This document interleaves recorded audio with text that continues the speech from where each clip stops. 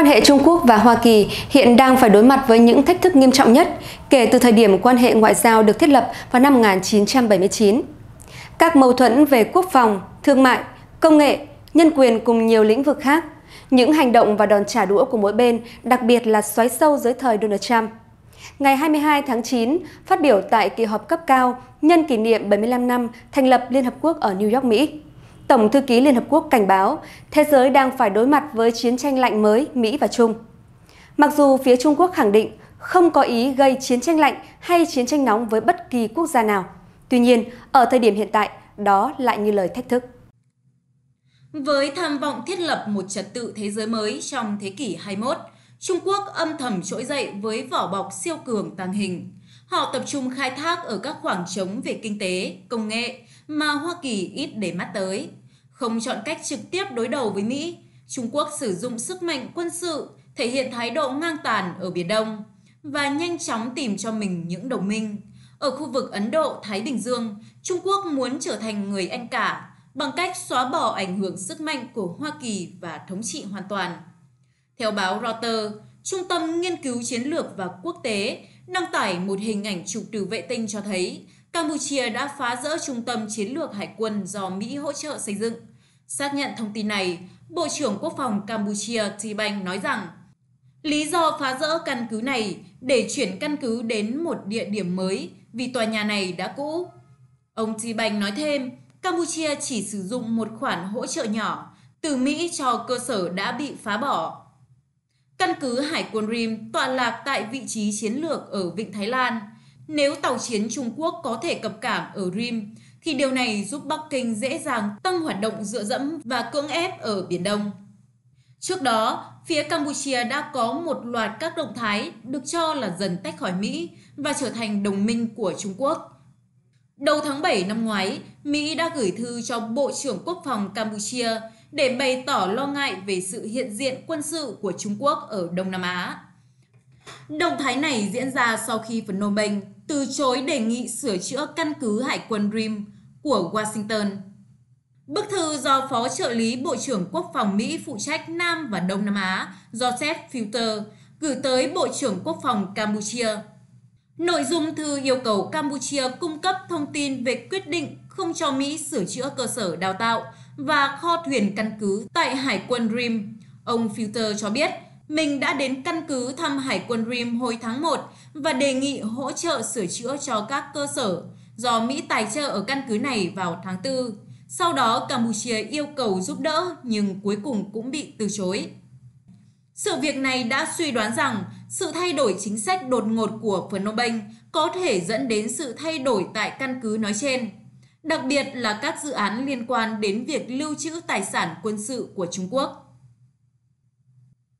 Tiếp đó, phía Mỹ cũng dấy lên nghi vấn khu nghỉ dưỡng khổng lồ Drasakor tại Campuchia có thể trở thành căn cứ hải quân Trung Quốc. Drasakor là siêu dự án trị giá 3,8 tỷ USD với sự góp mặt của nhà đầu tư Trung Quốc, có diện tích 450.000 km2, chiếm tới 20% bờ biển Campuchia. Được kiểm soát bởi một công ty Trung Quốc với thời hạn thuê lên tới 99 năm, dự án Drasakor được chia thành từng giai đoạn, dự kiến sẽ xây dựng một sân bay quốc tế, cảng biển nước sâu, khu công nghiệp, khu nghỉ dưỡng sang trọng với các trạm điện, nhà máy xử lý nước và cơ sở y tế. Quy mô và phạm vi của dự án trên đã khiến Mỹ lo ngại khu nghỉ dưỡng này có thể là một phần trong kế hoạch lớn hơn của Trung Quốc nhằm xây dựng cơ sở quân sự ở Campuchia. Tại hội nghị an ninh ở Singapore, Bộ trưởng Quốc phòng Trung Quốc Ngụy Phượng Hòa cũng đã thẳng thừng bác bỏ thông tin này. Nhưng dường như Mỹ vẫn chưa thực sự được trấn an bởi thông tin Campuchia vừa ký một thỏa thuận với Trung Quốc nhằm cho phép Bắc Kinh sử dụng căn cứ Hải quân Rim trong vòng 30 năm. Cả Bắc Kinh và Phnom Penh đều lên tiếng phủ nhận sự tồn tại của thỏa thuận ngầm này, và một phát ngôn viên của chính phủ Campuchia đã gọi đây là tin giả. Các quan chức Mỹ cũng thảo luận về việc họ sẽ thuyết phục Phnom Penh từ bỏ thỏa thuận ngầm này như thế nào, bởi nếu được sử dụng căn cứ ở Campuchia, Trung Quốc sẽ có thể điều động quân nhân, vận chuyển vũ khí và tàu chiến gần những vị trí nhạy cảm hơn. Quan hệ giữa Campuchia và Mỹ đã trở nên tốt đẹp vào tháng 8 năm 2017, sau khi Phnom Penh cáo buộc Washington can thiệp vào những vấn đề nội bộ của nước này. Tiếp nối sự kiện trên, vào ngày 29 tháng 7 năm 2019, Thủ tướng Campuchia Hun Sen đã có chuyến thăm một sân vận động do Trung Quốc tài trợ tại thủ đô Phnom Penh. Phát biểu tại sự kiện, ông Hun Sen cho biết nước này sẽ chi thêm 40 triệu USD để mua vũ khí Trung Quốc, trong đó có hàng chục nghìn khẩu súng trường nhằm thay cho số súng đã cũ, và những vũ khí này đang được vận chuyển bằng đường biển. Theo Thủ tướng Campuchia, số tiền 40 triệu USD không nằm trong khoản tài trợ trị giá 290 triệu USD của Trung Quốc dành cho Campuchia để hiện đại hóa quân đội. Đồng thời, ông liên tục bác bỏ thông tin Trung Quốc đã đạt được một thỏa thuận với Campuchia nhằm cho phép Bắc Kinh sử dụng một phần căn cứ hải quân Rim. Bộ trưởng Quốc phòng này cũng nhấn mạnh không có bất kỳ dấu hiệu nào cho thấy sự hiện diện của binh sĩ hay công trình Trung Quốc tại căn cứ. Trung Quốc đã đổ hàng tỷ USD nhằm hỗ trợ phát triển, cũng như cho Campuchia vay thông qua kế hoạch vành đai con đường do Chủ tịch Trung Quốc Tập Cận Bình phát động. Ông Tập Cận Bình đã cam kết sẽ viện trợ 800 triệu USD cho Campuchia từ năm 2019 đến năm 2021, đồng thời nhập 400.000 tấn gạo từ Campuchia,